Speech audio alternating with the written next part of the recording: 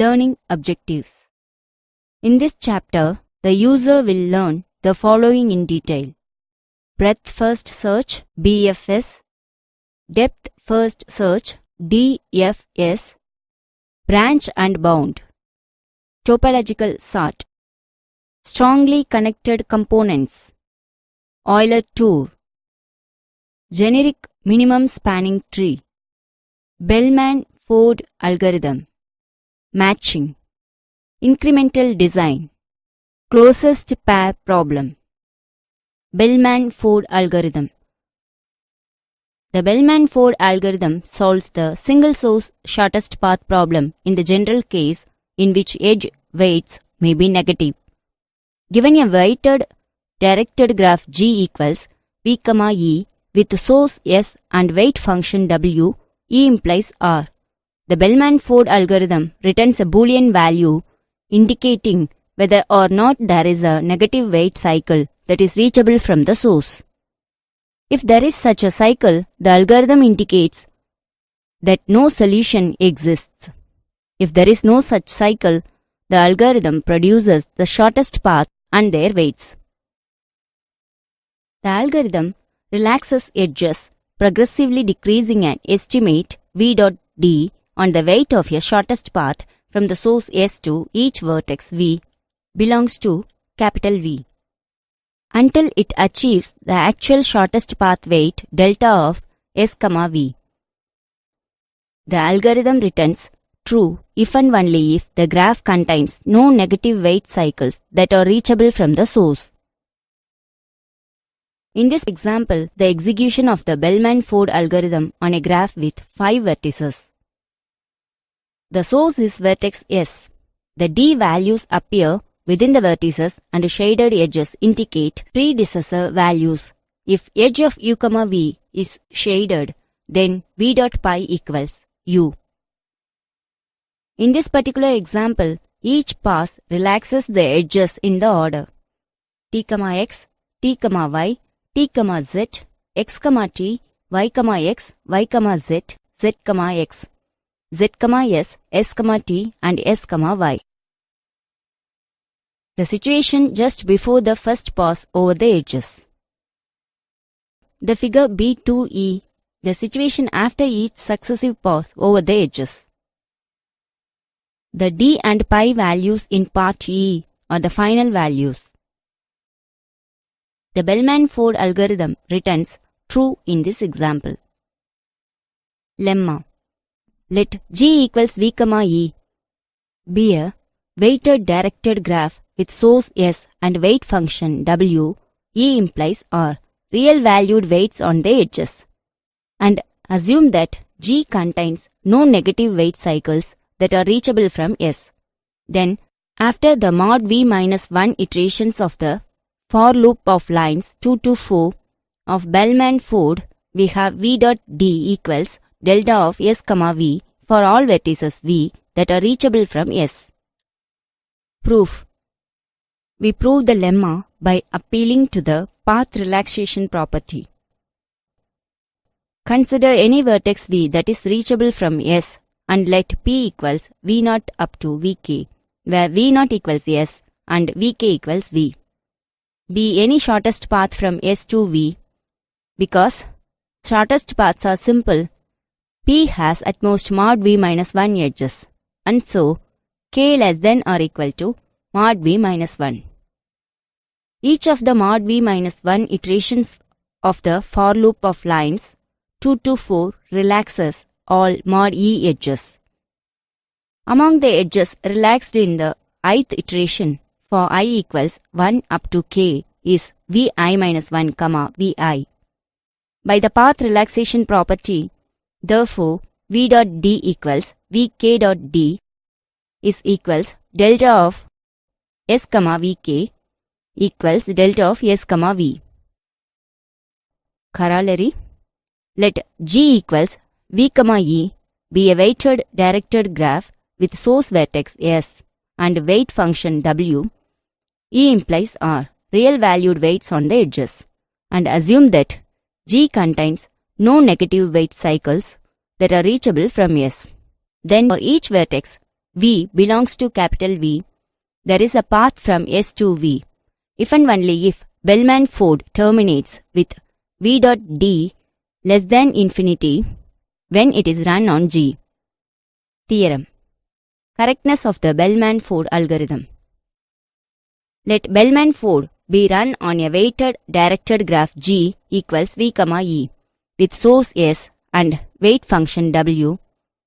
E implies are real valued weights on the edges.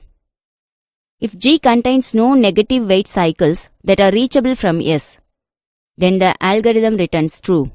We have V dot D equals delta of S, V for all vertices V belongs to capital V.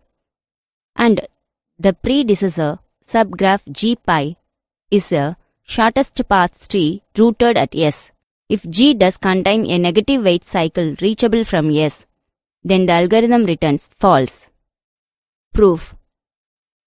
Suppose that graph G contains no negative weight cycles that are reachable from the source S. We first prove the claim that at termination, delta of S, V for all vertices V belongs to capital V. If vertex V is reachable from S, then the above lemma proves this claim. If V is not reachable from S, then the claim follows from the no path property. Thus, the claim is proven. The predecessor subgraph property, along with the claim, implies that G pi is the shortest path tree. Now we use the claim to show that Bellman-Ford returns true. At termination, we have for all edges U, V belongs to capital E. V dot D equals delta of S, V, which is less than or equals delta of S, U plus W of U, V is equals U dot D plus W of U, V. And so, none of the tests in line 6 causes Bellman-Ford to return false, therefore it returns true. Now suppose that graph G contains a negative weight cycle that is reachable from the source S. Let this cycle be C equals V0 to Vk, where V0 equals Vk. Then, summation of I equals 1 to k, W of Vi minus 1, Vi less than 0.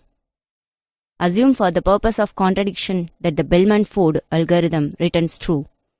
Thus, Vi dot D less than or equals Vi minus 1 dot D plus W of Vi minus 1, Vi for I equals 1 up to k.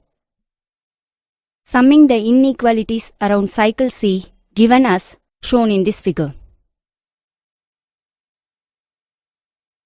Since V0 equals Vk, each vertex in C appears exactly once in each of the summations.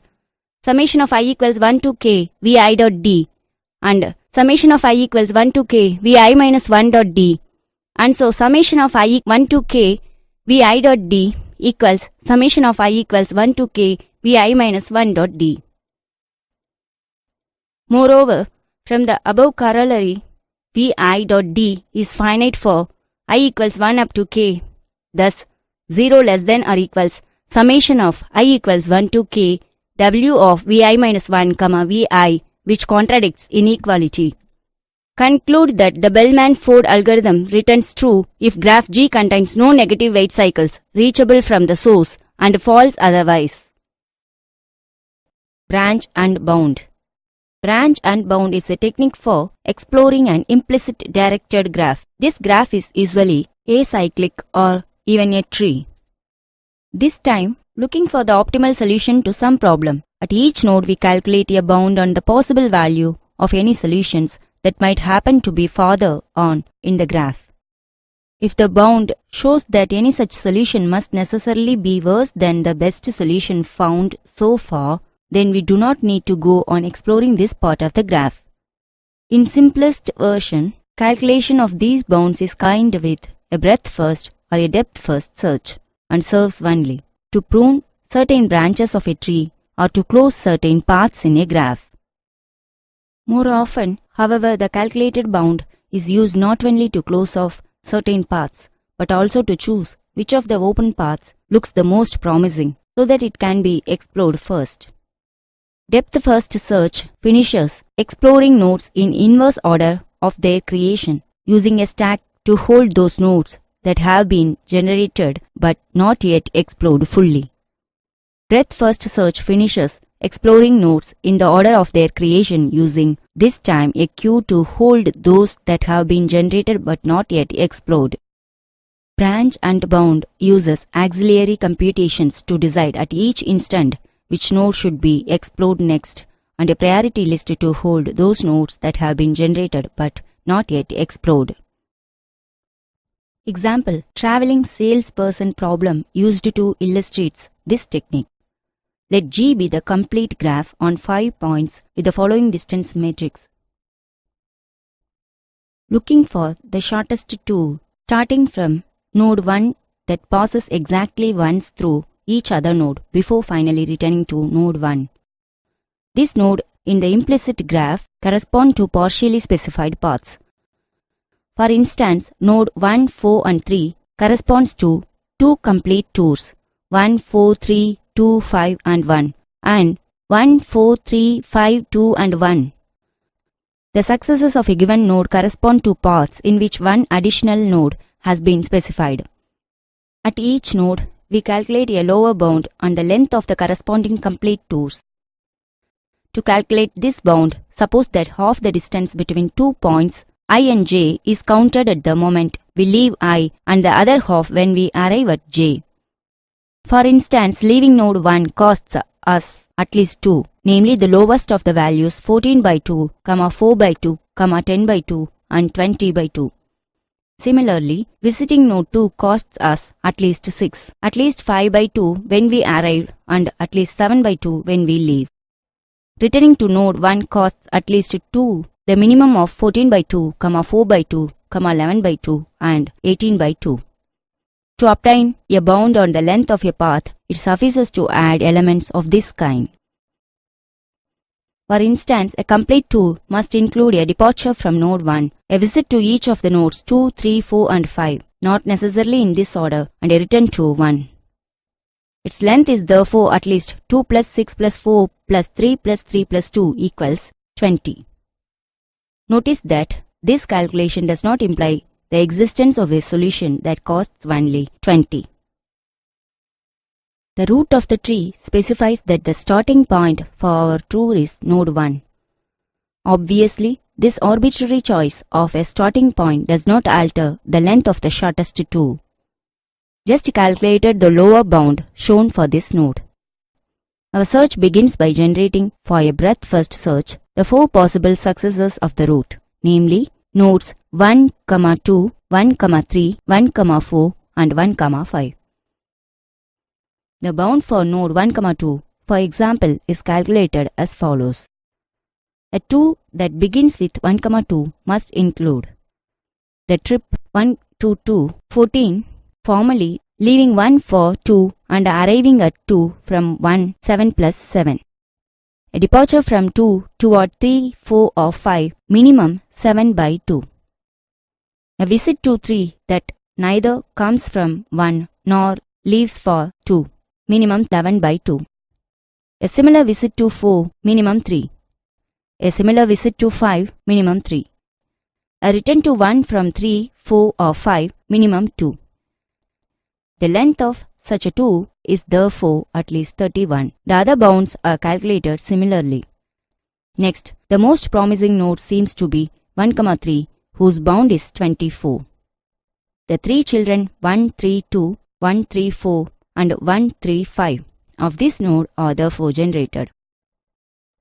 To give just one example, calculate the bound for node 1, 3, 2 as follows. The trip 1 to 3, 3 to 2 is 9. A departure from 2 towards 4 or 5, minimum 7 by 2. A visit to 4 that comes from neither 1 nor 3 and that leaves for neither 2 nor 3, minimum 3. A similar visit to 5 is minimum 3. A return to 1 from 4 or 5, minimum 11 by 2, which gives a total length of at least 24. The most promising node is now 1, 3 and 2. Its 2 children 1, 3, 2, 4 and 1, 3, 2, 5 are generated. This time as node 1, 3, 2, 4 for instance corresponds to exactly one complete tour 1, 3, 2, 4, 5 and 1. Do not need to calculate a lower bound since we may calculate immediately its length 37. Find that the length of the two 1, 3, 2, 5, 4 and 1 is 31. If we are only concerned to find one optimal solution, do not need to continue exploration of the nodes 1, 2, 1, 5 and 1, 3, 5, which cannot possibly lead to a better solution. Even exploration of the node 1, 3, 4 is pointless. Why? There remains only node 1, 4 to explore. The only child to offer interesting possibilities is 1, 4 and 5. After looking at the two complete twos 1, 4, 5, 2, 3 and 1 and 1, 4, 5, 3, 2, 1, find that the two 1, 4, 5, 2, 3, 1 of length 30 is optimal. This example illustrates the fact that although at one point 1, 3 was the most promising node, the optimal solution does not come from the. To obtain answer, looked at merely 15 of the 41 nodes that are present in a complete tree of the type illustrated in the figure of branch and bound. The need to keep a list of nodes that have been generated but not yet completely explored, situated in all the levels of the tree and preferably sorted in order of the corresponding bounds, makes branch and bound quite hard to program. The heap is an ideal data structure for holding this list. It is next to impossible to give any idea of how well the technique will perform on a given problem using a given bound. There is always a compromise to be made concerning the quality of the bound to be calculated. With a better bound, look at less nodes, but on the other hand, most likely spend more time at each node calculating the corresponding bound. In the worst case, it may turn out that even an excellent bound does not allow us to cut any branches off the tree and all the extra work I've done is wasted. In practice, however, for problems of the size encountered in applications, it almost always pays to invest the necessary time in calculating the best possible bound within reason. For instance, one finds applications such as integer programming handled by branch and bound, the bound at each node being obtained by solving a related problem in linear programming with continuous variables. Breadth first search. Graph introduction. Graph is a data structure that consists of a set of nodes and a set of edges that relate the nodes to each other. Formally, a graph G is defined as follows. G equals V, E, where V of G is a set of vertices, E of G is a set of edges. Vertex. A node in a graph is called vertex. Edge, arc. A pair of vertices representing a connection between two nodes in a graph. Undirected graph. A graph in which the edges have no direction. Directed graph or digraph. A graph in which each edge is directed from one vertex to another or the same vertex. Example is shown here. Weighted graphs. Each edge of the graph has an associated weight. Example of weighted graph is shown here. Graph algorithms presents methods for representing a graph and for searching a graph. Graph representation. Two standard ways to represent a graph G equals V, E. Adjacency list, adjacency matrices. Either way applies to both directed and undirected graphs. Adjacency list. The adjacency list representation provides a compact way to represent sparse graphs. Example for adjacency list representation of directed graph is shown here. Adjacency matrix. Prefer an adjacency matrix representation when the graph is dense or when we need to tell quickly if there is an edge connecting two given vertices. Example for adjacency matrix representation of undirected graph is shown here. Graph searching. Searching a graph means systematically following the edges of the graph or visit the vertices of the graph. A graph searching algorithm can discover the structure of a graph. Many algorithms begin by searching their input graph to obtain this structural information. Several other graph algorithms elaborate on basic graph searching. Breadth First Search (BFS). Breadth First Search is one of the simplest algorithms for searching a graph and the archetype for many important graph algorithms. For example, Prime's minimum spanning tree algorithm and Dijkstra's single source shortest paths algorithm use ideas similar to those in breadth first search. Given a graph G equals V, E and source vertex S, breadth first search systematically explores the edges of G to discover every vertex that is reachable from S. It computes the distance smallest number of edges from S to each reachable vertex.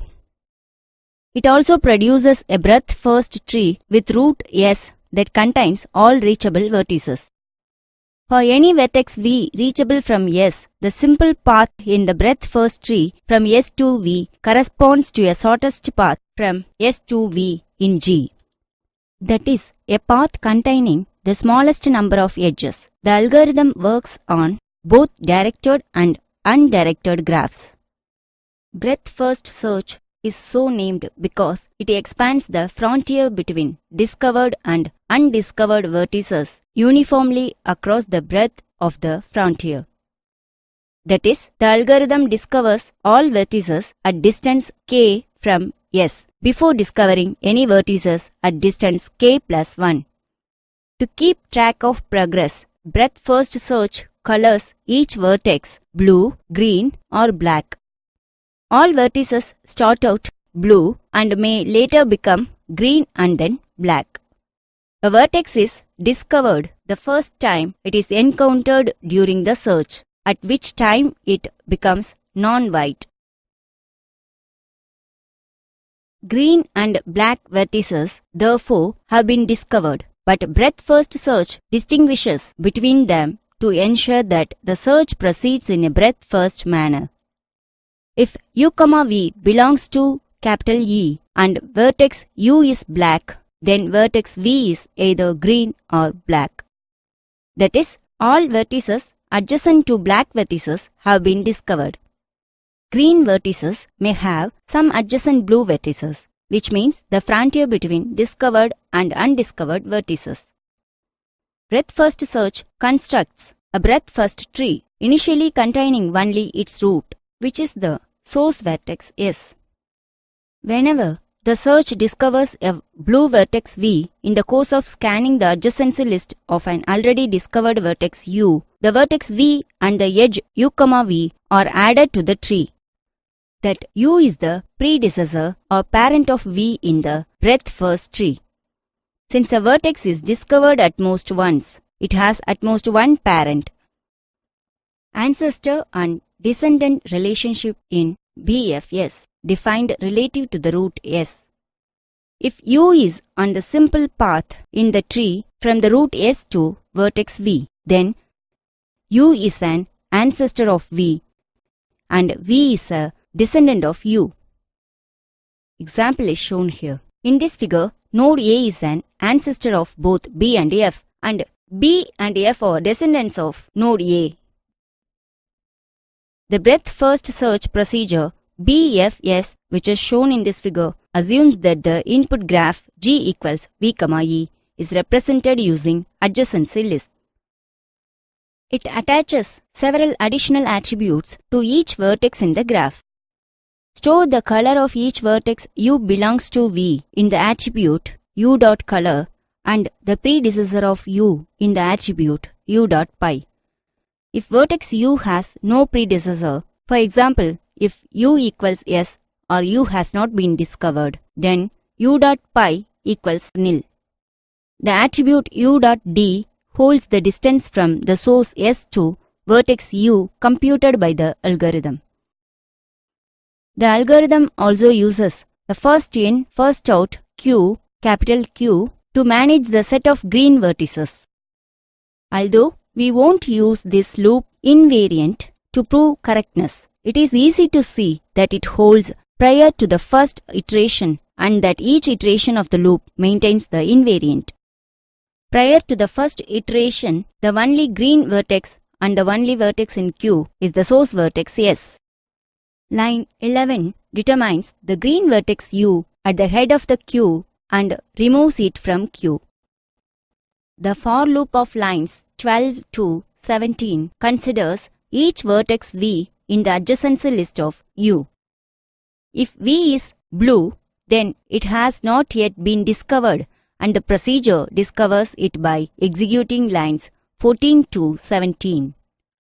The procedure paints vertex V green, sets its distance V dot D to U dot D plus 1, records U as its parent V dot pi and places it at the tail of the Q.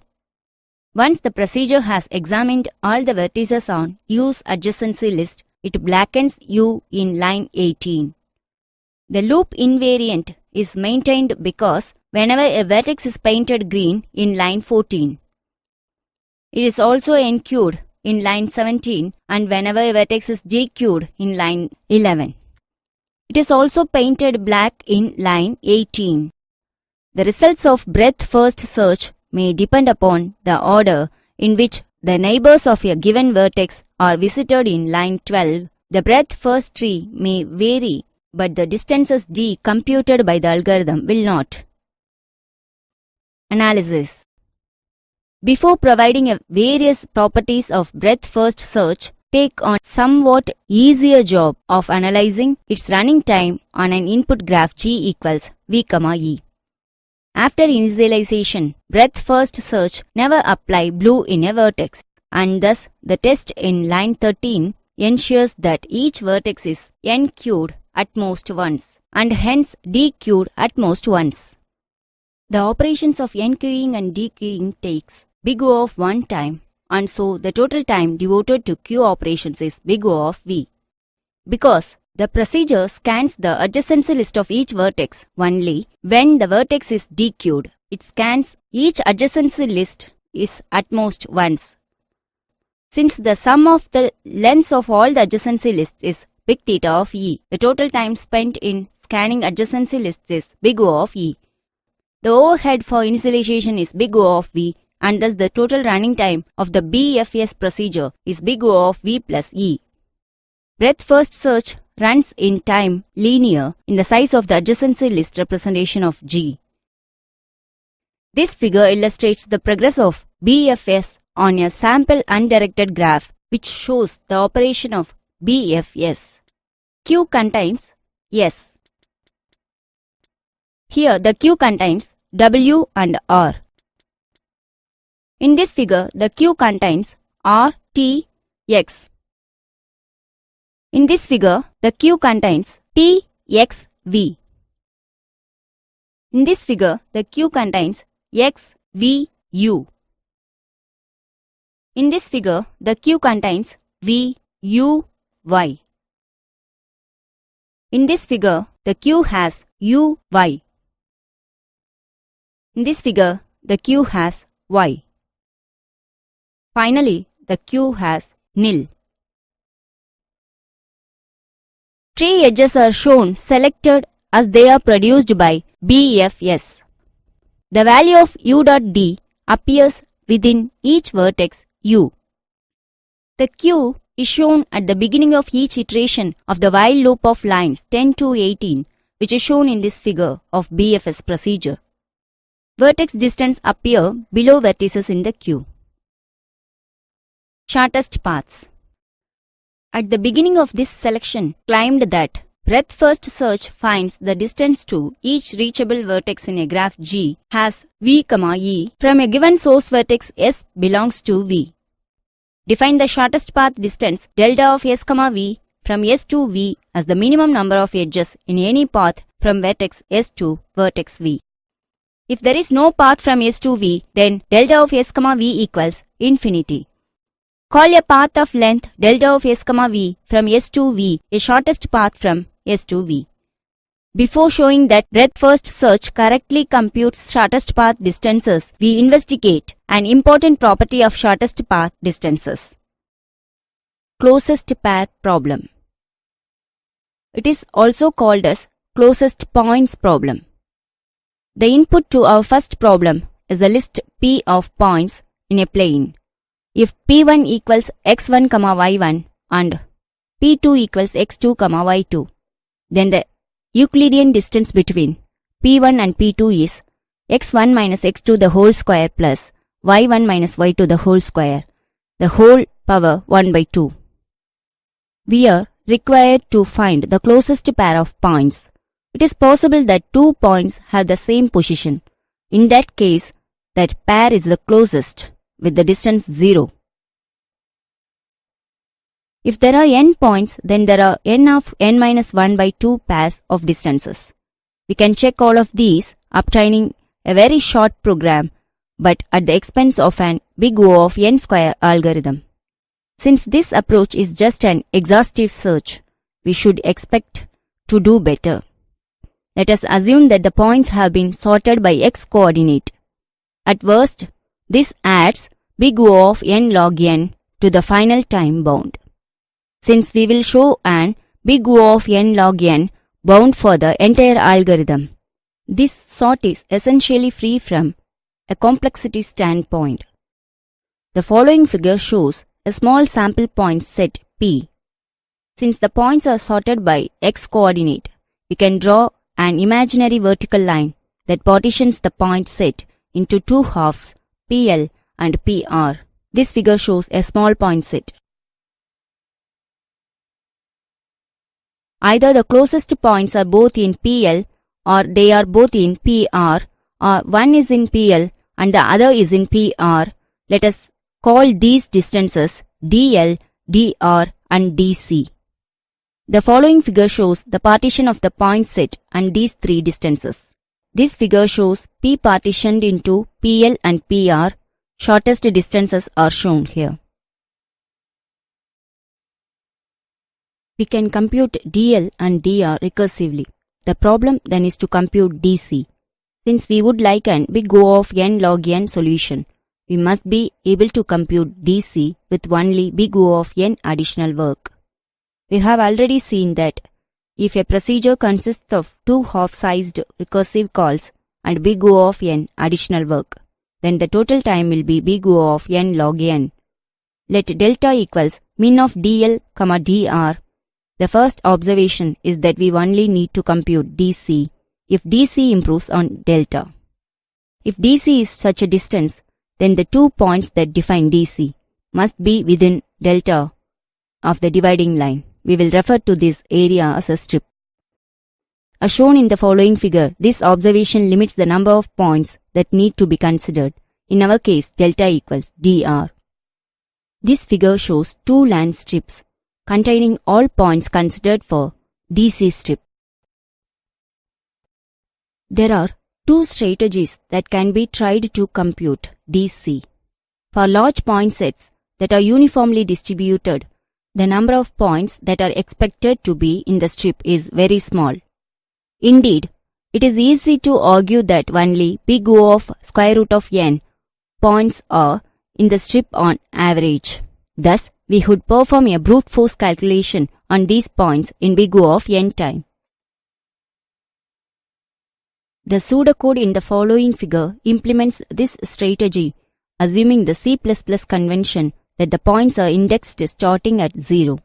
In this figure, the brute force calculation of min, delta, DC is shown. In the worst case, all the points would be in the strip, so this strategy does not always work in linear time. We can improve this algorithm with the following observation. The y-coordinates of the 2 points that define DC can differ by at most delta. Otherwise, DC greater than delta. Suppose that the points in the strip are sorted by their y-coordinates.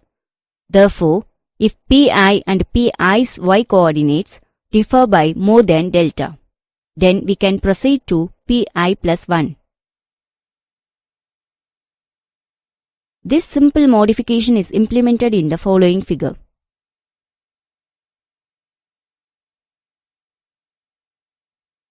This extra test has a significant effect on the running time because for each pi, only a few points pj are examined before pi's and pj's y coordinates differ by more than delta and force an exit from the inner for loop. The following figure shows, for instance, that for point P3, only the 2 points P4 and P5 lie in the strip within delta vertical distance. In the worst case, for any point Pi, at most 7 points Pj are considered. This is because these points must lie either in the delta by delta square in the left half of the strip or in the delta by delta square in the right half of the strip. On the other hand, all the points in each delta by delta square are separated by at least delta. In the worst case, each square contains 4 points, one at each corner. One of these points is Pi, leaving at most 7 points to be considered.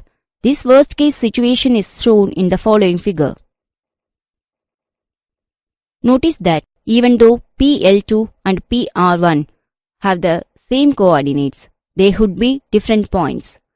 For the actual analysis, it is only important that the number of points in the lambda by 2 lambda rectangle be big O of 1, and this much is certainly clear. Because at most 7 points are considered for each Pi, the time to compute a DC that is better than delta is big O of n. Thus, we appear to have an big O of n log n solution to the closest points problem based on the 2 half-sized recursive calls plus the linear extra work to combine the two results. However, we do not quite have an big O of n log n solution yet. The problem is that we have assumed D that a list of points sorted by y coordinate is available. If we perform this sort for each recursive call, then we have big O of n log n extra work. This gives an big O of n log square n algorithm. This is not all that bad, especially when compared to the brute force big O of n square.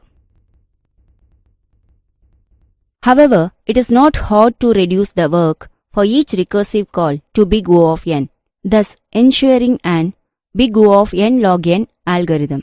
We will maintain two lists. One is the point list sorted by x coordinate and the other is the point list sorted by y coordinate. We will call these lists P and Q respectively.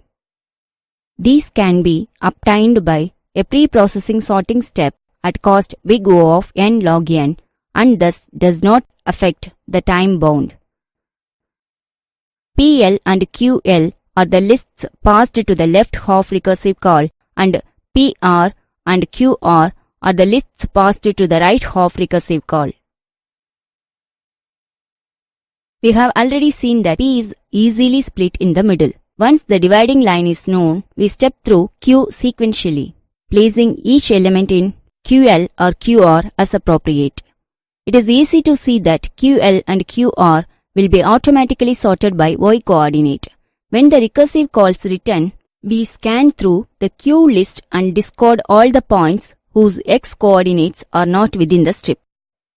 Then Q contains only points in the strip, and these points are guaranteed to be sorted by their y coordinates. This strategy ensures that the entire algorithm is big O of n log n because only big O of n extra work is performed. Depth first search DFS. The strategy followed by depth first search is to search deeper in the graph whenever possible. Depth first search explores edges out of the most recently discovered vertex V that still has unexplored edges, leaving it. Once all of V's edges have been explored, the search backtracks to explore edges, leaving the vertex from which V was discovered. This process continues until we have discovered all the vertices that are reachable from the original source vertex. If any undiscovered vertices remain, then depth first search selects one of them as a new source and it repeats the search from that source. The algorithm repeats the entire process until it has discovered every vertex. As in breadth first search, whenever depth first search discovers a vertex v during a scan of the adjacency list of an already discovered vertex u, it records this event by setting v's predecessor attribute v.py to u. The predecessor subgraph produced by a depth first search may be composed of several trees because the search may repeat from multiple sources. Therefore, define the predecessor subgraph of a depth first search slightly differently from that of a breadth first search. Let g pi equals v, e pi, where e pi equals v dot pi, v, such that v belongs to capital V and v dot pi not equals nil. The predecessor subgraph of a depth first search forms a depth first forest comprising several depth first trees. The edges in e pi are tree edges. As in breadth first search, depth first search colors vertices during the search to indicate their state. Each vertex is initially blue, is greened when it is discovered in the search, and is blackened when it is finished, that is, when its adjacency list has been examined completely. This technique guarantees that each vertex ends up in exactly one depth first tree, so that these trees are disjoint. Besides creating a depth first forest, depth first search also timestamps each vertex. Each vertex v has two timestamps. The first timestamp v.t records when v is first discovered and greened, and the second timestamp v.f records when the search finishes examining v's adjacency list and blackens v. These timestamps provide important information about the structure of the graph and are generally helpful in reasoning about the behavior of depth first search. The procedure DFS below records when it discovers vertex u in the attribute u.d and when it finishes vertex u in the attribute u.f. These timestamps are integers between 1 and 2 mod v, since there is one discovery event and one finishing event for each of the modulus of v vertices. For every vertex u, u.d less than u.f. Vertex u is blue before time u.d, green between time u.d and u.f, and black thereafter. The following figure shows the pseudocode for the basic depth first search algorithm. The input graph G may be undirected or directed. The variable time is a global variable that used for timestamping. The procedure DFS works as follows.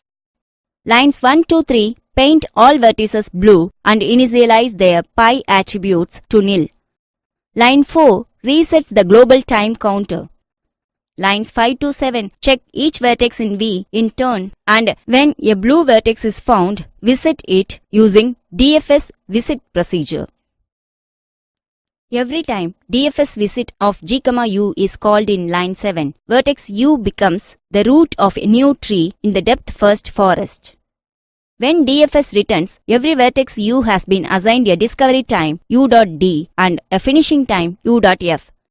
In each call, DFS visit of G, U, vertex U is initially blue. This figure shows the procedure DFS visit of G, U. The procedure DFS visit of G, U works as follows. Line 1 increments the global variable time.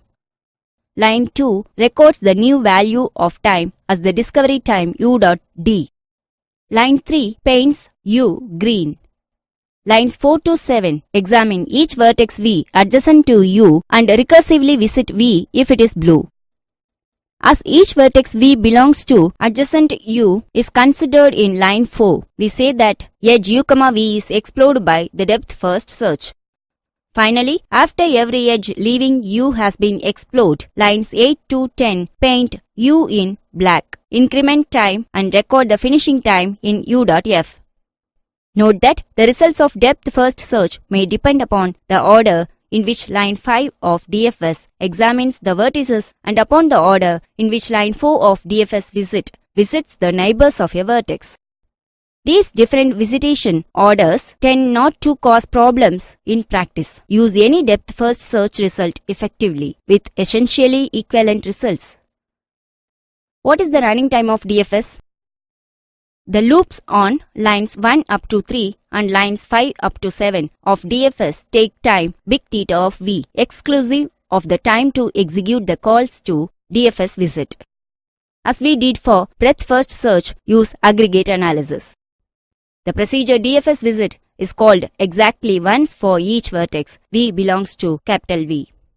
Since the vertex u on which DFS visit is invoked must be blue, and the first thing DFS visit does is paint vertex u green.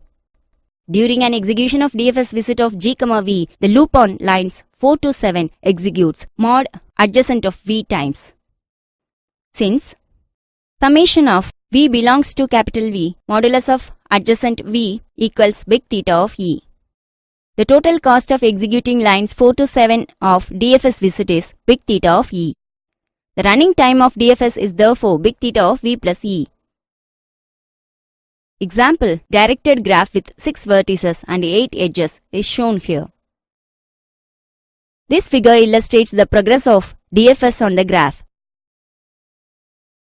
Conduct a depth-first search on the graph starting with node u, and the discovery time of this node is 1. This node is shaded by green color to show this node is discovered. Consider nodes adjacent to u, then decide to visit v first. Rule: visit adjacent nodes in alphabetical order, and discovery time of this node is 2, and it's changed to green after visit. Next, we discovered y, and we give discovery time is 3, then the node shaded in green color. The node y has only one edge to x, so the discovered node is x. Discovery time is 4, and now looking x in green, then x has an edge to visit v. The node v is already discovered, and there is no undiscovered nodes to visit. Then it backtracks to vertex x. Here, the node x gets a finish time of 5, so the node is blackened. Then we backtrack to vertex y. Now the vertex y, there is no undiscovered adjacent nodes to visit. It is dead end. It gets finish time of 6. Now looking vertex y in black, then y backtracks to vertex v. The node v also a dead end, and it gets a finish time of 7. Then it looks black. Vertex u has a forward edge to vertex x. X is a descendant of u. Here x is already finished node. Then the source node gets a finish time of 8. Now the edge reached the source node of this graph. Further, we can use cross edge to connect with another graph. Hint: dashed edges are indicating non-tree edges, that is forward f, back b, or cross c edges. Here, those non-tree edges are labeled as f and b. A subgraph is connected with this graph. Here, DFS starts with vertex w. It has discovery time of 9. Then, this vertex w has a cross edge c to connect with vertex y. Vertex y is already finished, so it backtracks to w, and vertex w decides to visit z. Shaded edge connects with z. Discovery time of z is 10. The vertex z backtracks to itself. It shows back edge with label b. The finish time of vertex z is 11, and it looks blackened to indicate finished. Then the vertex z backtracks to vertex w, and it will get finish time of 12. Now every vertex in given graph is blackened, which means finished the depth first tree of the given graph. Properties of depth first search. Depth first search yields valuable information about the structure of a graph. The basic property of depth first search is that the predecessor subgraph G pi does indeed form a forest of trees. Since the structure of the depth first trees exactly mirrors the structure of recursive calls of DFS visit.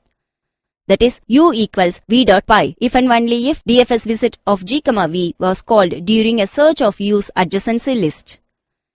Additionally, vertex v is a descendant of vertex u in the depth first forest if and only if v is discovered during the time in which u is green.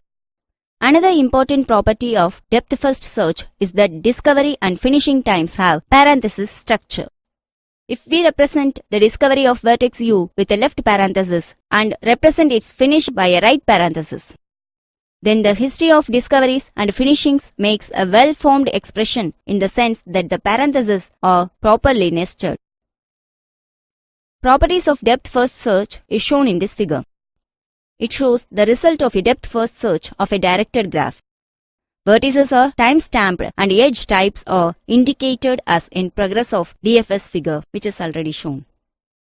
Intervals for the discovery time and finishing time of each vertex correspond to the parenthesization shown in below figure. Each rectangle spans the interval given by the discovery and finishing times of the corresponding vertex. Only 3 edges are shown. If 2 intervals overlap, then one is nested within the other.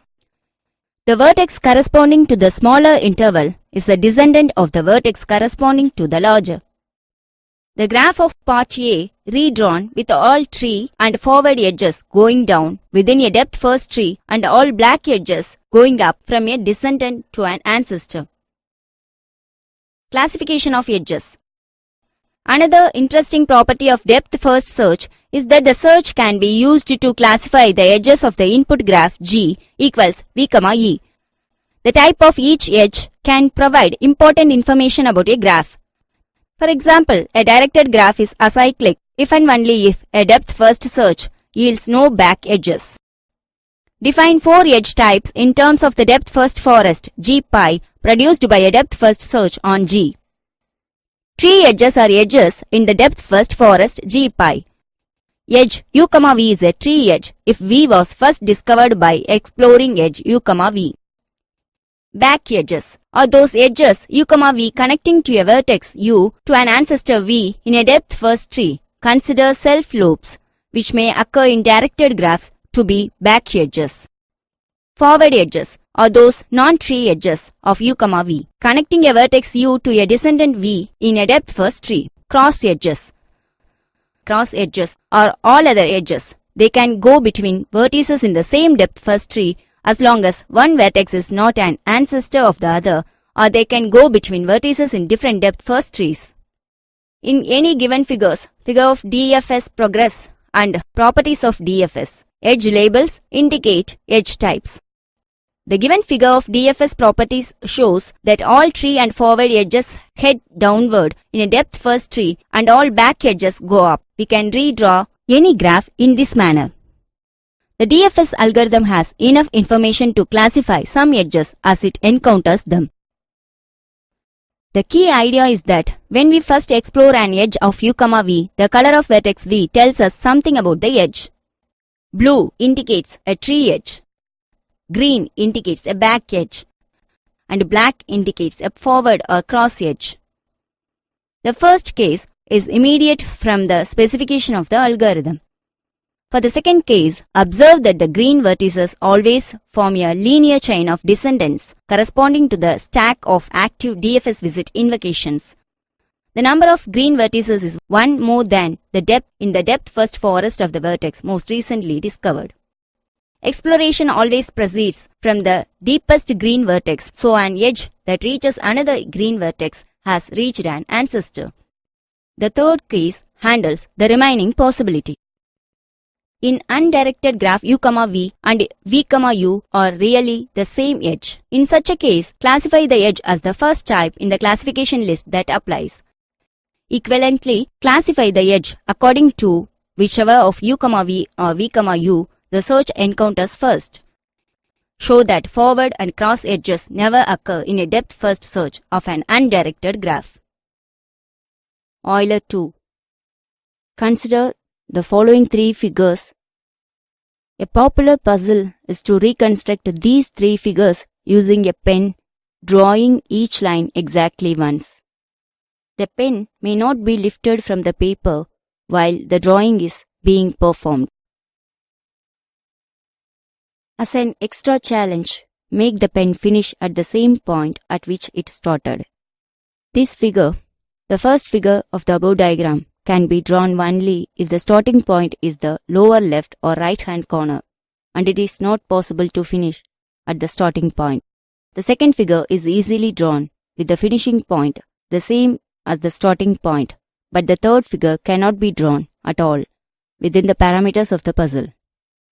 We can convert this problem to a graph theory problem by assigning a vertex to each intersection. Then the edges can be assigned in the natural manner, as shown in this figure. After this conversion is performed, must find a path in the graph that visits every edge exactly once.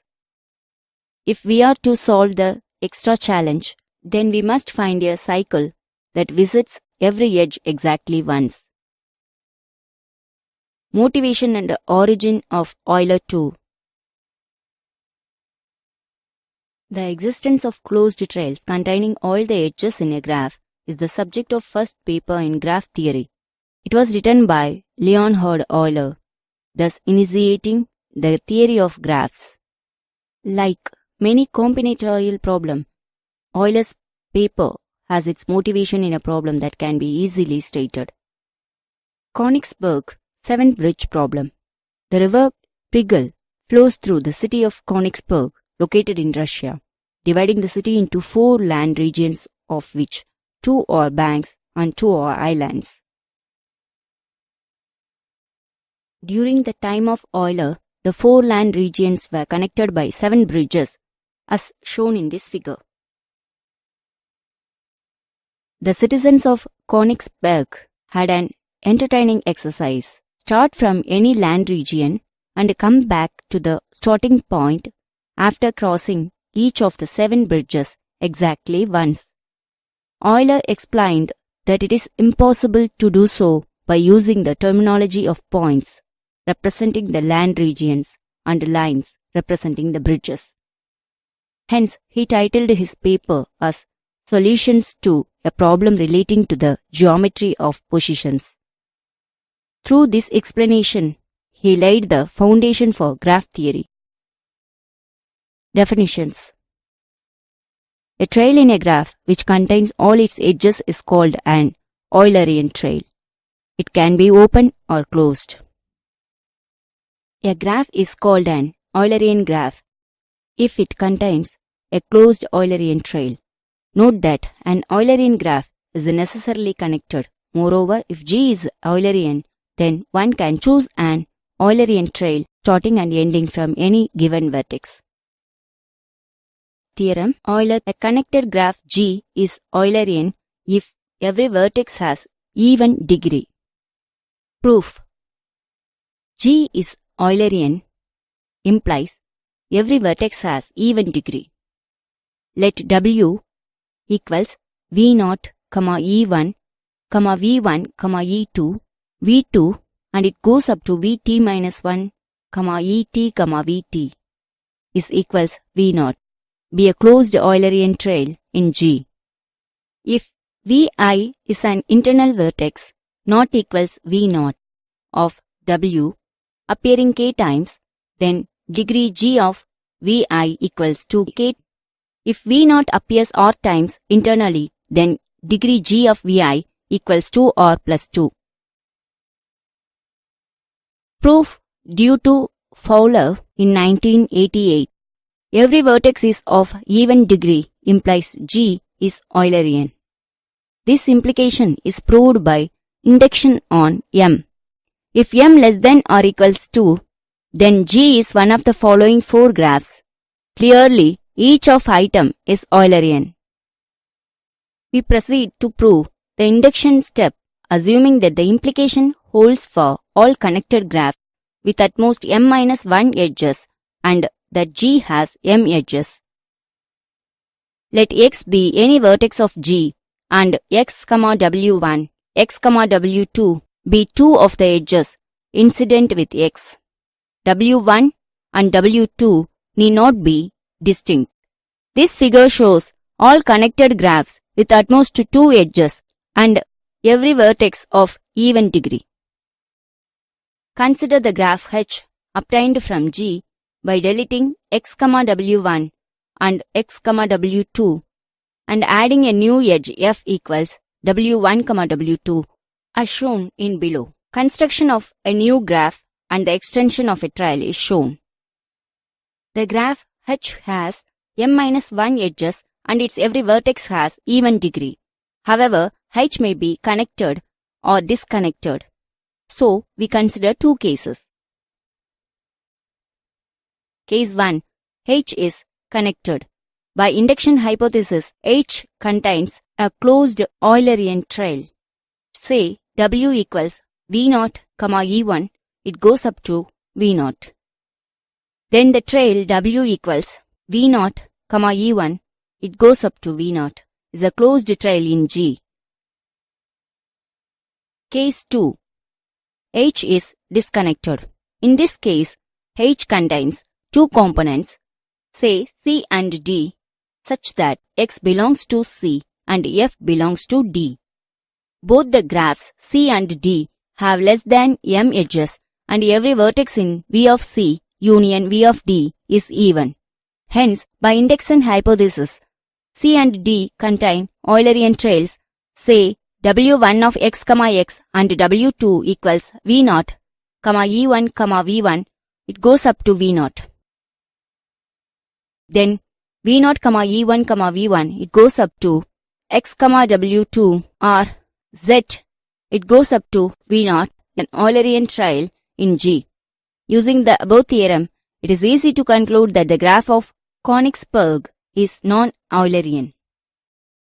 Corollary: if a connected graph G contains exactly two vertices of odd degree, say X and Y, then it contains a X, Y Eulerian trail.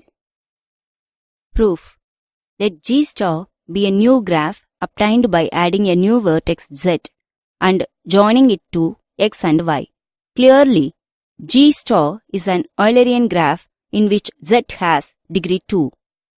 Without loss of generality, let W equals Z, X, X, it goes up to Y, Z, Z.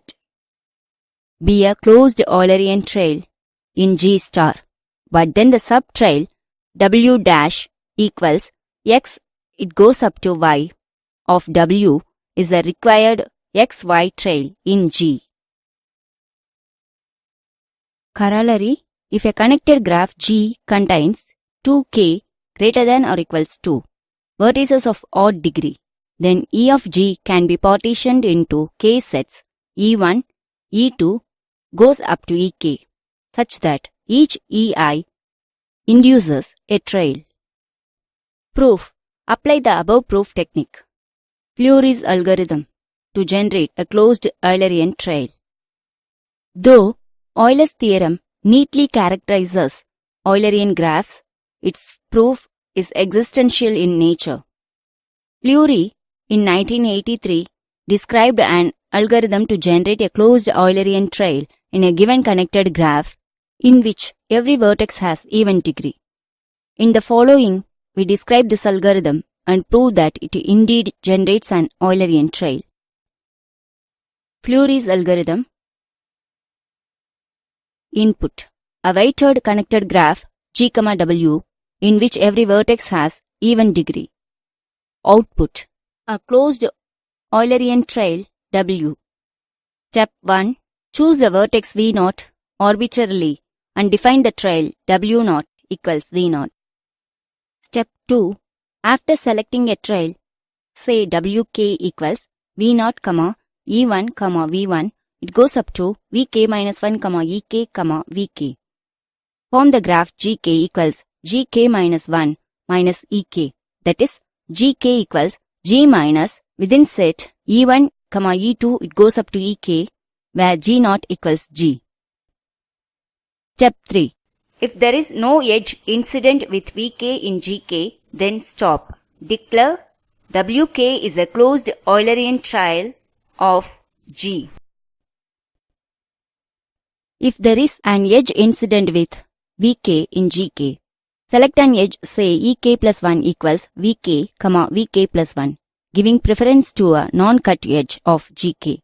Define Wk plus 1 equals V0, E1, it goes up to Ek plus 1, Vk plus 1. Go to step 2 with Wk plus 1. An illustration: the trails W1, it goes up to W10, and the graphs G1 up to G10 generated by the algorithm are shown below. W10 is a closed Eulerian trail. For simplicity, we have shown the trails with edges alone. Below figures shows the iterations of Fleury's algorithm.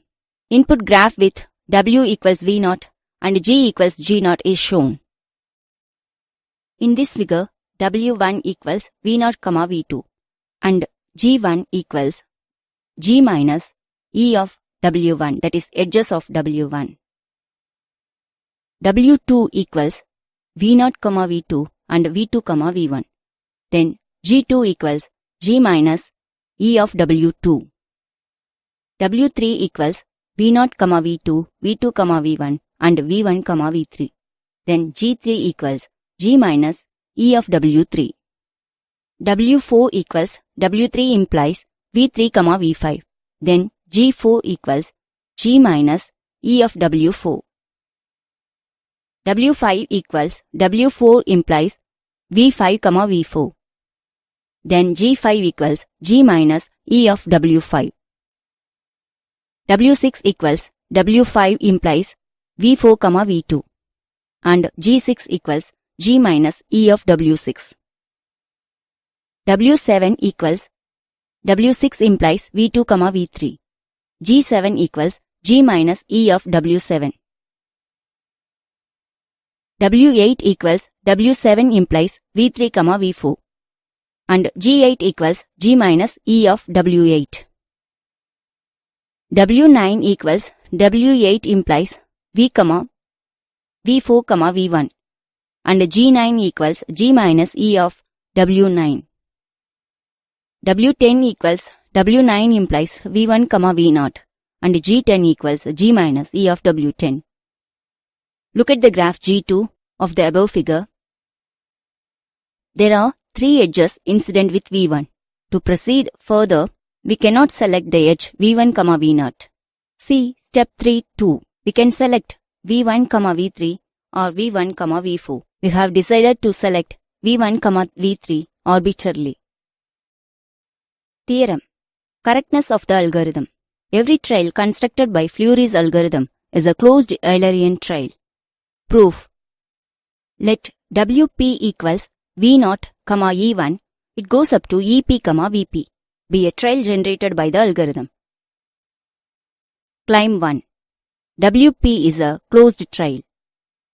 That WP is a trail is obvious by step 2, since in every iteration we select an edge which has not been selected in the earlier iterations. Moreover, by step 3.2, there are no more edges incident with VP. Therefore, if V0 not equals VP, then degree G of VP equals 2k plus 1, where k is the number of items VP appears internally in WP, which is a contradiction. Hence, we conclude that V0 equals VP. Claim 2. WP contains all the edges of G. Assume the contrary and let GP equals G minus E of WP. So, E of GP not equals null. Hence, there are vertices of positive degree in GP. Moreover, every vertex in GP has even degree, since GP is obtained from G by deleting the edges of a closed trail. Let S equals V belongs to capital V of GP such that degree GP of V greater than 0. Let H equals S.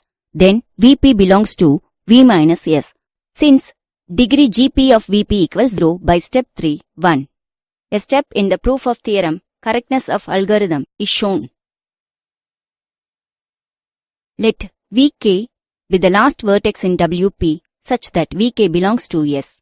Then Vk plus 1 belongs to V minus S and Ek plus 1 equals Vk, Vk plus 1 is the only edge joining S and V minus S in GP.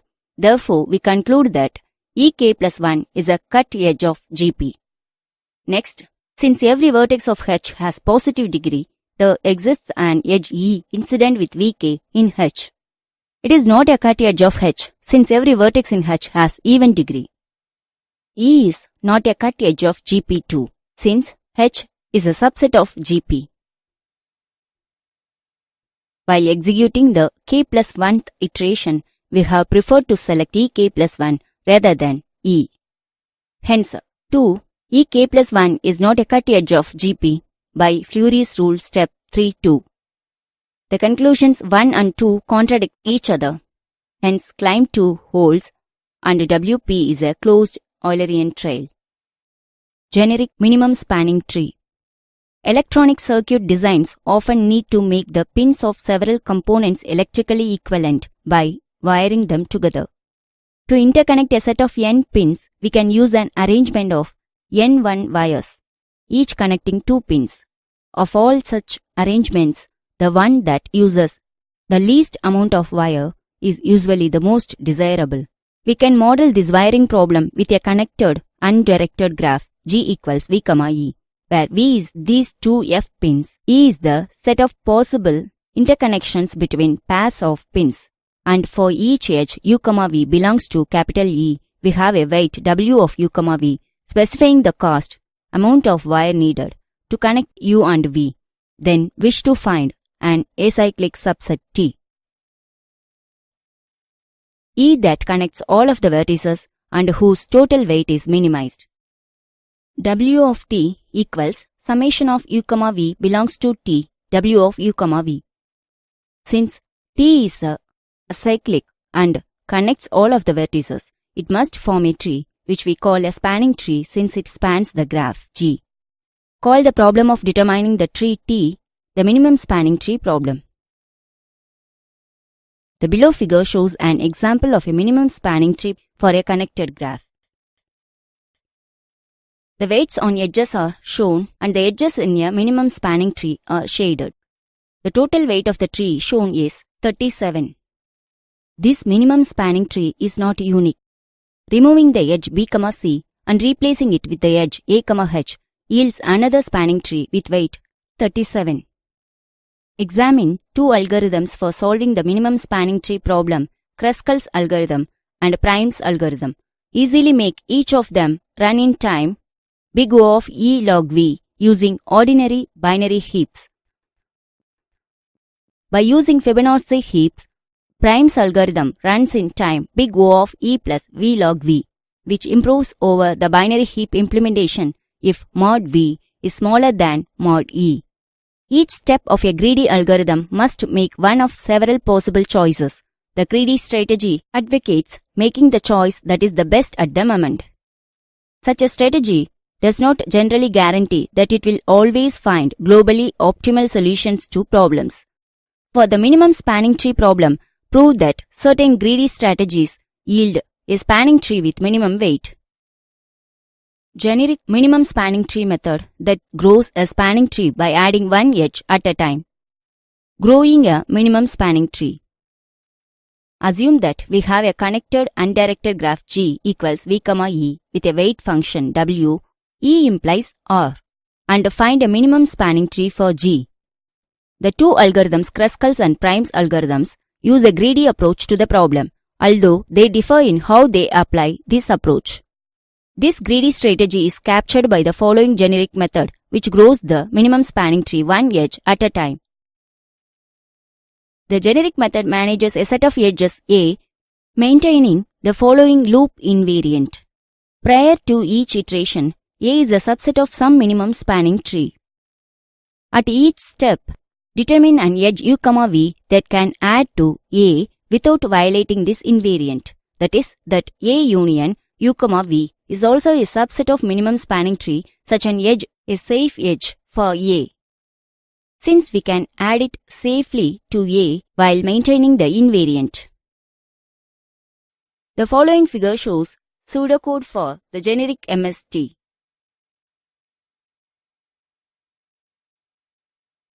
Use the loop invariant as follows. Initialization. After line 1, the set A trivially satisfies the loop invariant. Maintenance. The loop in lines 2 to 4 maintains the invariant by adding only safe edges. Termination. All edges added to A are in a minimum spanning tree, and so the set A returned in line 5 must be a minimum spanning tree. Finding a safe edge in line 3, one must exist. Since when line 3 is executed, the invariant dictates that there is a spanning tree T such that A is a subset of T. Within the while loop body, A must be a proper subset of T. And therefore, there must be an edge u, v belongs to T such that u, v not belongs to A, and u, v is safe for A. A cut S, v minus S of an undirected graph G equals v, E is a partition of V. The below figure illustrates this notion. Two ways of viewing a cut S, v minus S of the graph from the given graph, which is shown above. Figure A is shown here. Black vertices are in the set S and blue vertices are in the set V minus S. The edges crossing the cut are those connecting white vertices with black vertices.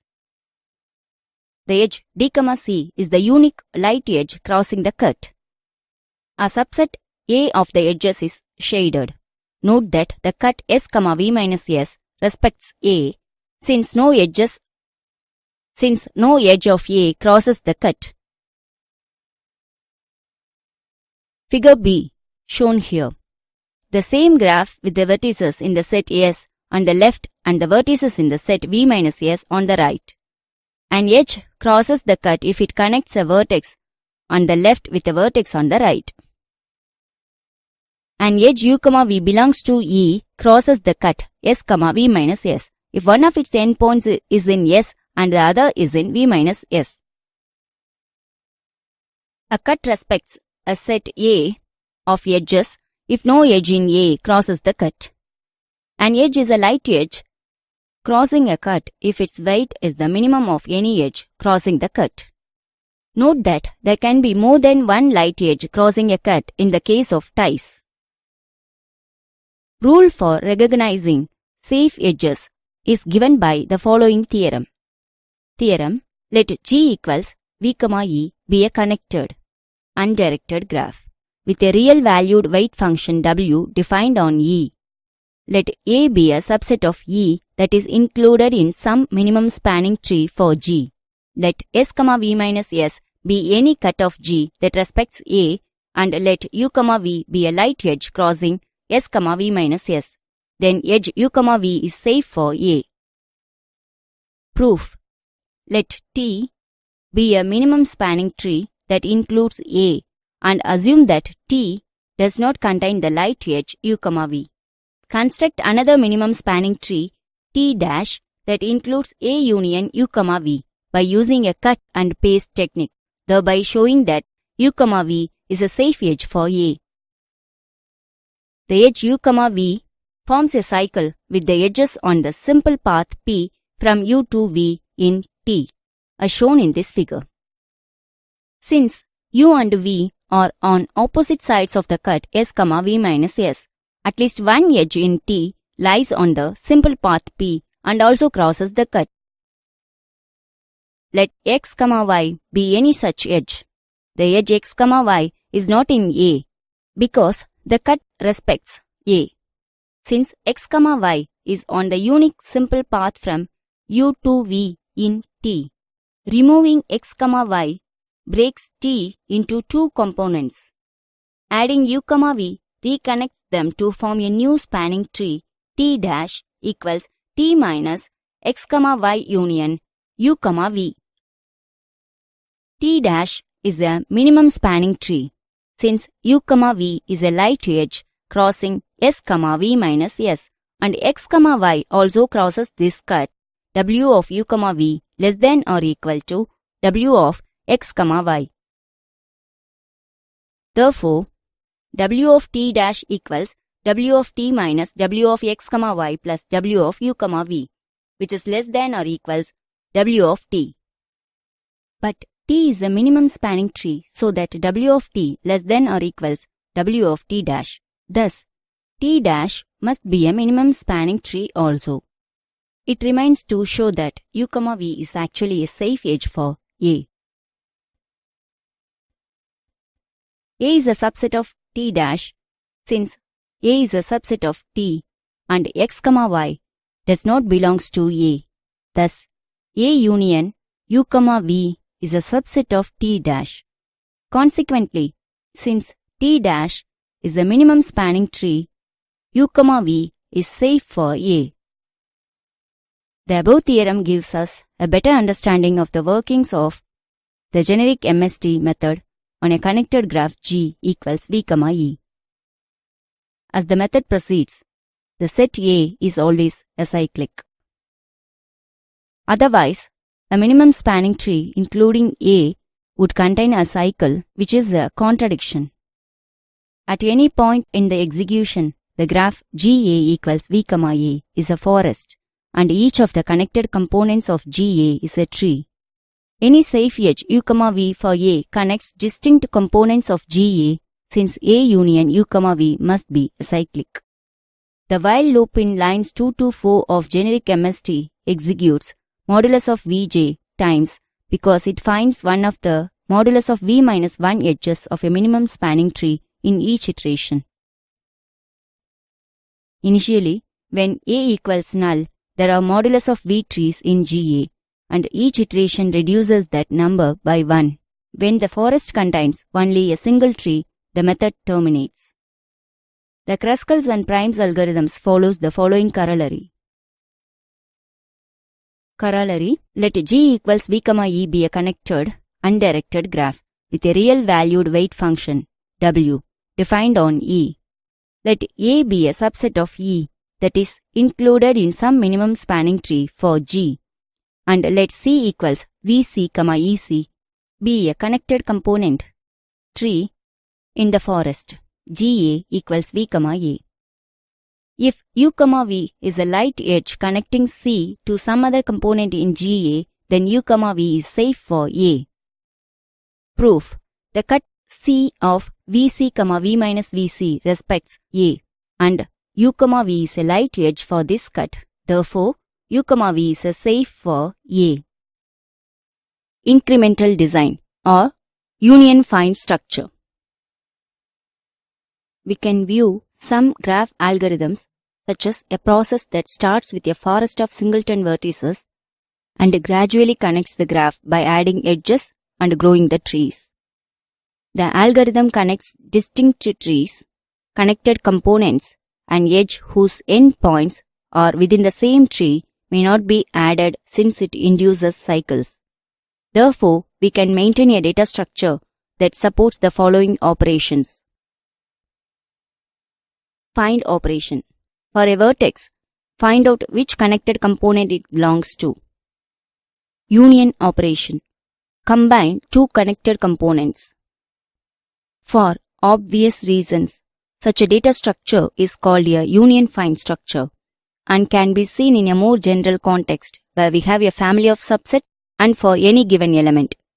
We can find the subset it belongs to and we can merge two subsets into one. The subsets are assumed to be disjoint. Simple data structure for union find. Let us try to use arrays to represent the sets. Viz. In an array A, let A of I contains the label of vertex I. The labels are also in the range 1, 2. It goes up to n. Initially, all the labels are distinct. For each set label, we also have pointers to all its elements. That is, the indices of the array that belong to the set. Find. It really simple for vertex I, report A of I. This takes big O of 1 time. Union. To do union Sj, Sk, we change the label of all elements pointed to by j and link them with k. Thus, after union, we have labeled all the elements in the union as k. The time for this operation is proportional to the number of elements in set j. For obvious reasons, we would change labels of the smaller subsets. Foster scheme. We want to design better schemes for graphs with fewer edges. For this, we will explore Foster schemes for union find. Instead of arrays, let us use trees to represent subsets. Initially, all trees are singleton nodes. The root of each tree is associated with a label of the subset and a rank which denotes the maximum depth of any leaf node. To perform find of x, we traverse the tree starting from the node x till we reach the root and report its label. So the cost of a find operation is the maximum depth of a node. To perform union of t1, t2, we make the root of one tree the child of the root of the other tree. To minimize the depth of a tree, we attach the root of the smaller rank tree to the root of the larger rank tree. This strategy is known as the union by rank heuristic. The rank of a tree increases by 1 only when T1 and T2 have the same ranks. Once a root node becomes a child of another node, the rank doesn't change by convention. The union operation takes big O of 1 steps. Path compression. When we do a find of x operation, let x naught equals root of x, x1, x2, it goes up to x, be the sequence of nodes visited. Then we make the subtrees rooted at xi minus the subtree rooted at xi plus 1, the children of the root node. Clearly, the motivation is to bring more nodes closer to the root node, so that the time for the find operation decreases. And path compression does not increase the asymptotic cost of the current find operation, its factor of 2. Integrated things together. The cost of find holds key to the analysis of this union find data structure. Since the rank is less than log n, we already have an upper bound of log n for any individual find operation. We will adopt the following strategy for counting the cost of find operations.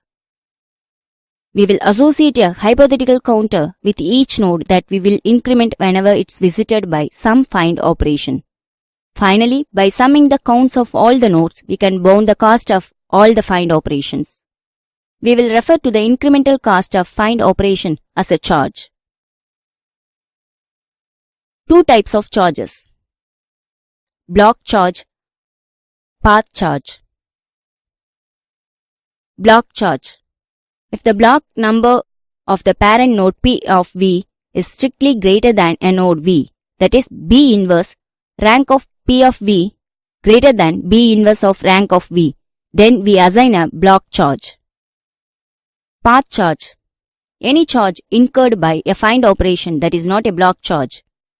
From our previous observation, we will focus on counting the path charges. Matching. Graph matching is an algorithm to solve matching problems on graphs. A simple example of a matching problem occurs when we have a set of teachers to assign to a set of courses. Each teacher is qualified to teach certain courses but not others. We wish to assign a course to a qualified teacher so that no two teachers are assigned the same course. With certain distributions of teachers and courses, it is impossible to assign every teacher a course. In those situations, we wish to assign as many teachers as possible. We can represent this situation by a graph as in below, where the vertices are divided into two sets V1 and V2, such that vertices in the set V1 represent teachers and vertices in the set V2 represent courses. That teacher V is qualified to teach course W is represented by an edge V, W. A graph such as this, whose vertices can be divided into two disjoint groups with each edge having one end in each group, is called bipartite. Assigning a teacher a course is equivalent to selecting an edge between a teacher vertex and a course vertex. The matching problem can be formulated in general terms as follows. Given a graph G equals V, E, a subset of the edges in E with no two edges incident upon the same vertex in V is called a matching. The task of selecting a maximum subset of such edges is called the maximal matching problem. The heavy edges are an example of one maximal matching in that graph. A complete matching is the matching in which every vertex is an endpoint of some edge in the matching. Clearly, every complete matching is a maximal matching. There is a straightforward way to find maximal matchings. We can systematically generate all matchings and then pick one that has the largest number of edges. The difficulty with this method is that it has a running time that is an exponential function of the number of edges. There are more efficient algorithms for finding maximal matchings. These algorithms generally use a technique known as augmenting paths. Let M be a matching in a graph G. A vertex V is matched if it is the endpoint of an edge in M. A path connecting two unmatched vertices in which alternate edges in the path are in M is called an augmenting path relative to M. Observe that an augmenting path must be of odd length and must begin and end with edges not in M. Also observe that given an augmenting path P, we can always find a bigger matching by removing from M those edges that are in P and then adding to M the edges of P that were initially not in M. The new matching is M circle plus P, where circle plus denotes exclusive or on sets. That is, the new matching consists of those edges that are in M or P, but not in both. The below figure shows a graph and a matching M consisting of the heavy edges 1, 6, 3, 7 and 4, 8. The path 2, 6, 1, 8, 4 and 9 in below figure is an augmenting path relative to M. The below figure shows the matching 1, 8, 2, 6, 3, 7 and 4, 9 obtained by removing from M those edges that are in the path and then adding to M the other edges in the path. The key observation is that M is a maximal matching if and only if there is no augmenting path relative to M. This observation is the basis of our maximal matching algorithm. M circle plus N contains an augmenting path relative to M. Consider the graph G dash equals V, M circle plus N. Since M and N are both matchings, each vertex of V is an endpoint of at most one edge from M and an endpoint of at most one edge from N. Thus, each connected component of G dash forms a simple path, possibly a cycle, with the edges alternating between M and N. Each path that is not a cycle is either an augmenting path relative to M or an augmenting path relative to N, depending on whether it has more edges from N or from M. Each cycle has an equal number of edges from M and N. Procedure to find a maximal matching M for a graph G equals V, E. Start with M equals null. Find an augmenting path P relative to M and replace M by M circle plus P. Repeat step 2 until no further augmenting paths exist, at which point M is a maximal matching. It remains only to show how to find an augmenting path relative to a matching M. Do this for the simpler case where G is a bipartite graph with vertices partitioned into sets V1 and V2. Build an augmenting path graph for G for levels I equals 0, 1, 2 and so on using a process similar to breadth first search. Level 0 consists of all unmatched vertices from V1. At odd level I, add new vertices that are adjacent to a vertex at level I-1 by a non-matching edge, and we also add that edge. At even level I, add new vertices that are adjacent to a vertex at level I-1 because of an edge in the matching M together with that edge. Continue building the augmenting path graph level by level until an unmatched vertex is added at an odd level or until no more vertices can be added. If there is an augmenting path relative to M, an unmatched vertex V will eventually be added at an odd level. The path from V to any vertex at level 0 is an augmenting path relative to M. Example. The below figure illustrates the augmenting path for the graph part A in the figure of matching, relative to the matching in figure of large matching, in which we have chosen vertex 5 as the unmatched vertex at level 0. At level 1, we add the non-matching edge 5, 6. At level 2, we add the matching edge 6, 2. At level 3, we can add either of the non-matching edges 2, 9 or 2, 10. Since both vertices 9 and 10 are currently unmatched, we can terminate the construction of the augmenting path graph after the addition of either one of these vertices. Both paths 9, 2, 6, 5 and 10, 2, 6, 5 are augmenting paths relative to the matching in the figure of larger matching. Suppose G has n vertices and e edges. Constructing the augmenting path graphs for a given matching takes big O of e time if we use an adjacency list representation for edges. Thus, to find each new augmenting path takes big O of e time.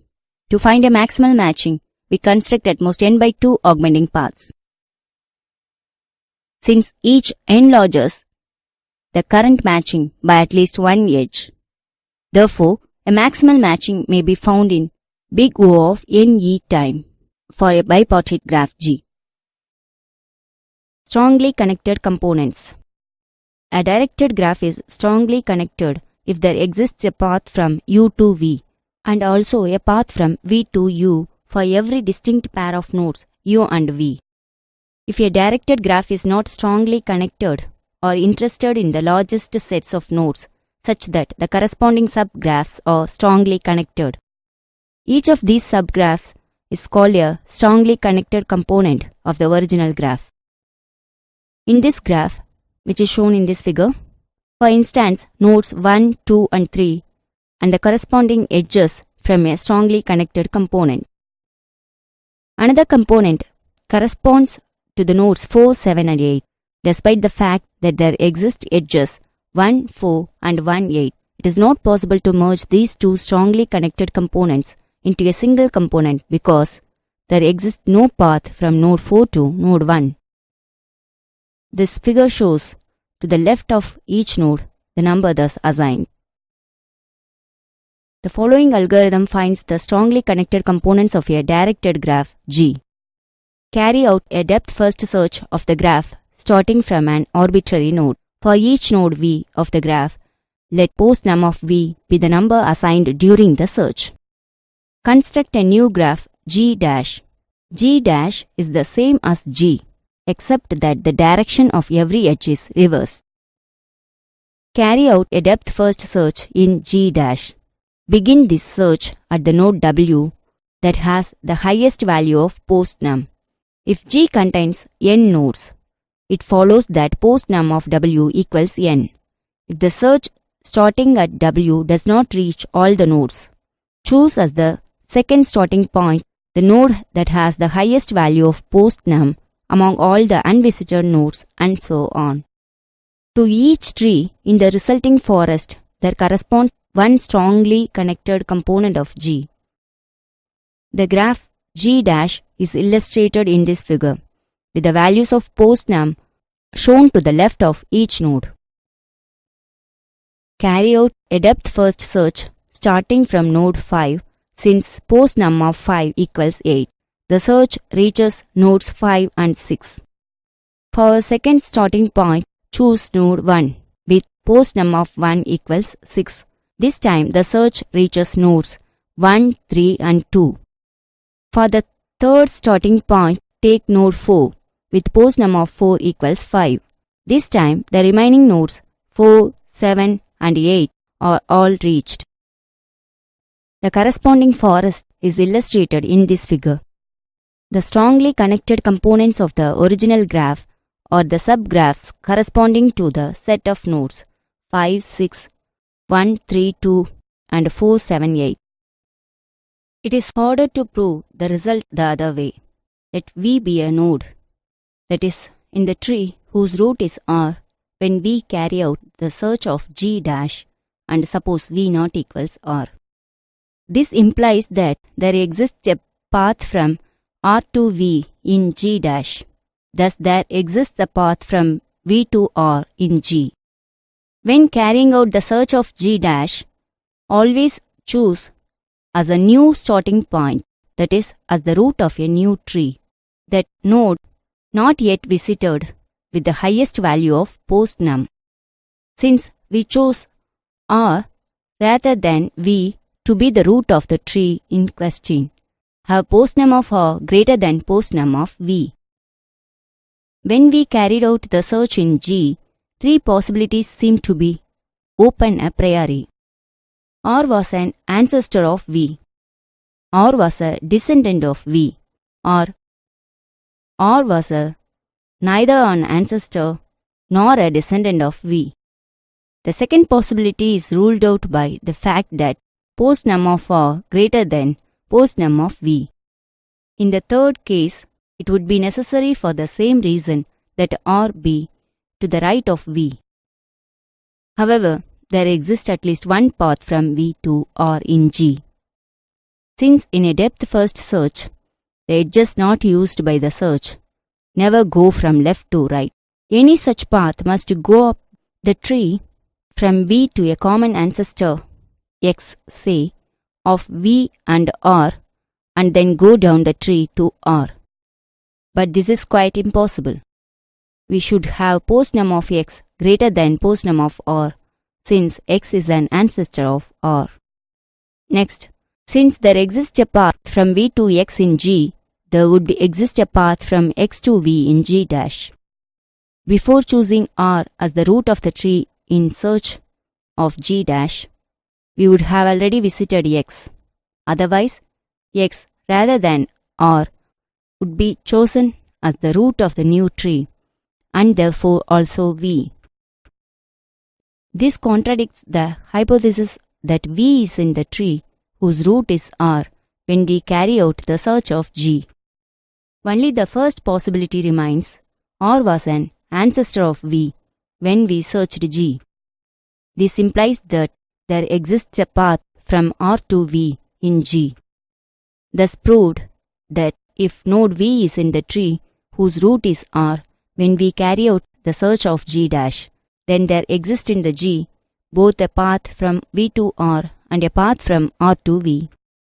If two nodes U and V are in the same tree when we search G dash, they are therefore both in the same strongly connected component of G, since there exist paths from U to V and from V to U in G via node R. Topological sort. A topological sort is an ordering of vertices in a directed acyclic graph, DAG, such that if there is a path from Vi to Vj, then Vj appears after Vi in the ordering.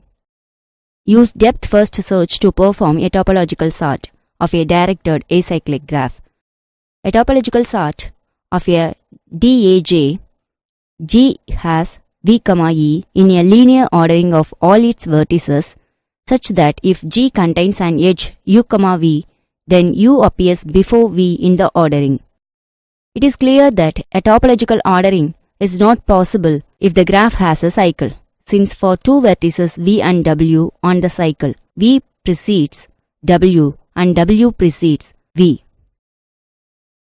Furthermore, the ordering is not necessarily unique. Any legal ordering will do. In the graph, which is shown in this figure, V1, V2, V5, V4, V3, V7, V6, and V1, V2, V5, V4, V7, V3, and V6 are both topological ordering. View a topological sort of a graph as an ordering of its vertices along a horizontal line, so that all directed edges go from left to right. Many applications use directed acyclic graph to indicate precedences among events. A simple algorithm to find a topological ordering is first to find any vertex with no incoming edges. Then print this vertex and remove it along with its edges from the graph. Then apply this same strategy to the rest of the graph. To formalize this, define the in degree of a vertex v as the number of edges u, v. Compute the in degrees of all vertices in the graph, assuming that the in degree for each vertex is sorted and that the graph is read into an adjacency list. Apply the algorithm which is shown in this figure to generate a topological ordering. The function find new vertex in degree 0 scans the array of vertices looking for a vertex with in degree 0 that has not already been assigned a topological number. It returns not a vertex if no such vertex exists. This indicates that the graph has a cycle. Because find new vertex of in degree 0 is a simple sequential scan of the array of vertices. Each call to it takes big O of modulus of v time. Since there are modulus of v such calls, the running time of the algorithm is big O of mod v square. By paying more careful attention to the data structures, it is possible to do better. The cause of the poor running time is the sequential scan through the array of vertices. If the graph is sparse, expect that only a few vertices have their in degrees updated during each iteration. However, in the search for a vertex of in degree 0, look at potentially all the vertices even though only a few have changed. Remove this inefficiency by keeping all the unassigned vertices of in degree 0 in a special box. The find new vertex of in degree 0 function then returns and removes any vertex in the box. When we decrement the in degrees of the adjacent vertices, check each vertex and place it in the box if its in degree falls to 0. To implement the box, use either a stack or a queue. We will use a queue. First, the in degree is computed for every vertex. Then all vertices of in degree 0 are placed on an initially empty queue. While the queue is not empty, a vertex v is removed. All vertices adjacent to v have their in degrees decremented. A vertex is put on the queue as soon as its in degree falls to 0. The topological ordering then is the order in which the vertices dequeue. This figure shows the status after each phase in the given graph. Let us assume that the graph is already read into an adjacency list and that the in degrees are computed and stored with the vertices. Also assume each vertex has a named data member, top num, in which to place its topological numbering. The time to perform this algorithm is big O of mod e plus mod v if adjacency lists are used. This is apparent when one realizes that the body of the for loop is executed at most once per edge. Computing the in degrees can be done with the following code. This same logic shows that the cost of this computation is big O of mod e plus mod v, even though there are nested loops which is shown in this figure.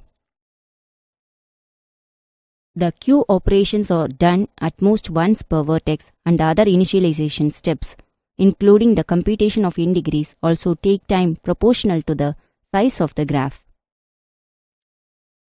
Conclusion. In this chapter, we have covered the following in detail. Breadth first search, BFS.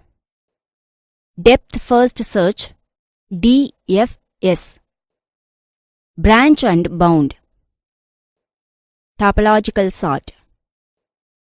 Strongly connected components. Euler Tour. Generic minimum spanning tree. Bellman-Ford Algorithm.